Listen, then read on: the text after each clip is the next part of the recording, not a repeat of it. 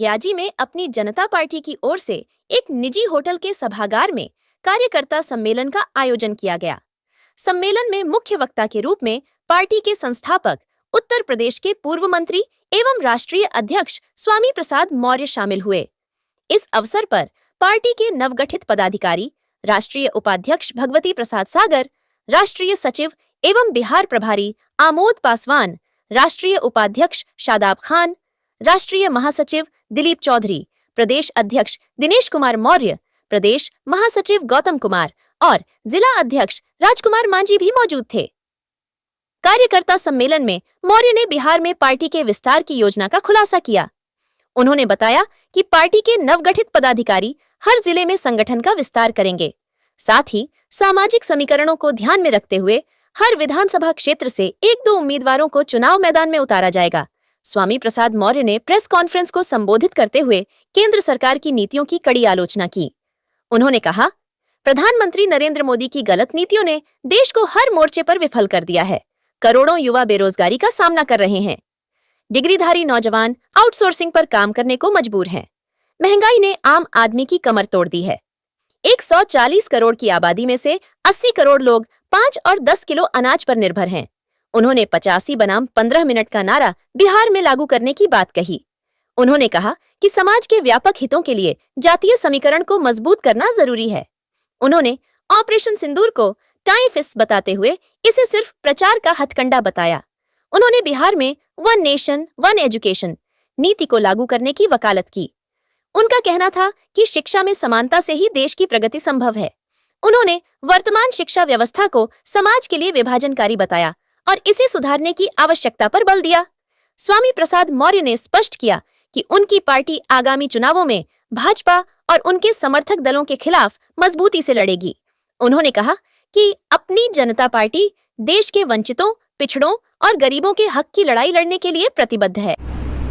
आप देश बेचने वाले लोग भारत को विश्व गुरु बनाने का सपना दिखा रहे हैं। जैसा कि अवगत है, मोदी जब से प्रधानमंत्री बने हैं, मोदी जी के प्रधानमंत्री बनते ही देश को बेचने की तैयारी हो चुकी। आज मोदी जी ने देश के सभी बंदरगाह बेच दिए, एयरपोर्ट बेच दिया, एयर इंडिया बेच दिया, सभी रेलवे स्टेशन बेच दिए, कई दर्जन ट्रेनें बेच दी, LIC जैसी बड़ी संस्था बेच दी अदानी और अंबानी के नाम। सरकारी संस्थान प्रतिष्ठान देश की जनता के गाढ़े कमाई के पैसे से बनता है। जो टैक्स देते हैं उस टैक्स से बनता है। ये किसी का पुश्तैनी जायदाद नहीं है कि मोदी जिसको चाहें अदानी को दे दें, जिसे चाहें अंबानी को दे दें। के खिलाफ चुन चुन करके ऐसे प्रत्याशी लाए जाएंगे जिससे कि इनका बोरिया बिस्तर बांध करके सत्ता से बाहर का रास्ता दिखाया जा सके। सर, आप ऑपरेशन सिंदूर को बताया, टाटा एंड फिश ऑपरेशन सिंदूर। स्वाभाविक रूप से आज बहनों के सिंदूर का मजाक यदि कोई उड़ा रहा है तो देश के माननीय प्रधानमंत्री नरेंद्र मोदी जी कहते हैं, स्वाभाविक रूप से कहते हैं कि मेरी नसों में खून नहीं, गर्म सिंदूर दौड़ रहा है। शायद माननीय मोदी जी भूल गए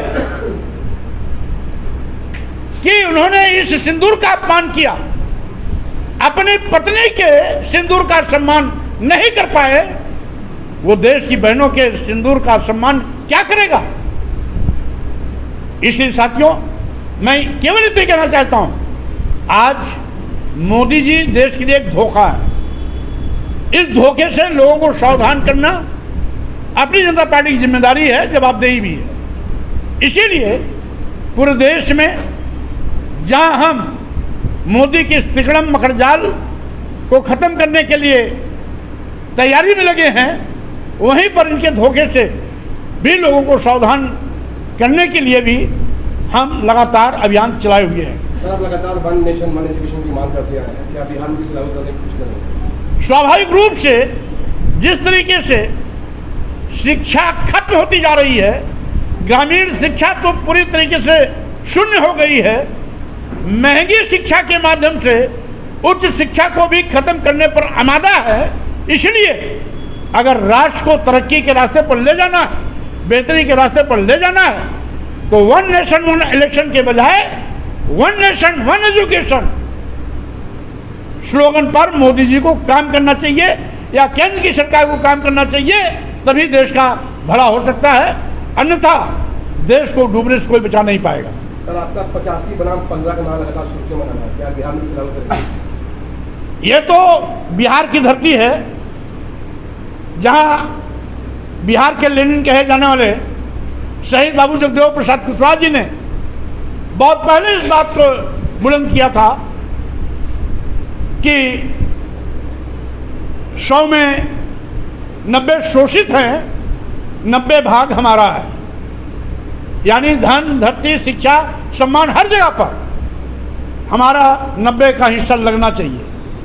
लेकिन सत्ता में बैठे हुए लोग संविधान प्रदत्त आरक्षण व्यवस्था को शून्य निष्प्रभावी कर रहे हैं, तो इनसे न्याय की उम्मीद तो है नहीं। इसलिए हमें लंबी लाइन खींचनी पड़ेगी। जो शहीद बाबू जगदेव कुशवाहा जी ने बहुत पहले यहाँ पर नारा दिया था, उस नारे के आधार पर समाज को खड़ा करने के लिए अपनी जनता पार्टी यहाँ पर कदम रखी है, संगठन का गठन भी किया है और उम्मीद करते हैं कि यह 90 दशक का फार्मूला आगे जरूर चलेगा।